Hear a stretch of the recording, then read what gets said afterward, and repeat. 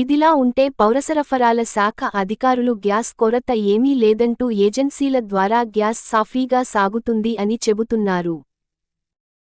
కానీ క్షేత్రస్థాయిలో గ్యాస్ కొరత తీవ్రంగానే ఉంది.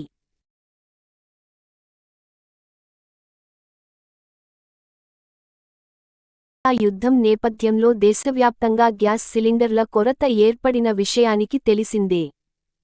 ఈ క్రమంలో అప్రమత్తమైన జనాలు కొన్ని రోజులుగా గ్యాస్ బుకింగ్ చేసుకొని కొత్త గ్యాస్ సిలిండర్ తీసుకోవడానికి చాలా ఇబ్బందులు పడాల్సి వస్తుంది.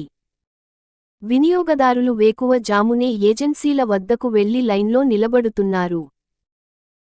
ఇదిలా ఉంటే పౌరసరఫరాల శాఖ అధికారులు గ్యాస్ కొరత ఏమీ లేదంటూ ఏజెన్సీల ద్వారా గ్యాస్ సాఫీగా సాగుతుంది అని చెబుతున్నారు. కానీ క్షేత్రస్థాయిలో గ్యాస్ కొరత తీవ్రంగానే ఉంది. ఇందుకు ఈ ఫోటోలే నిదర్శనం.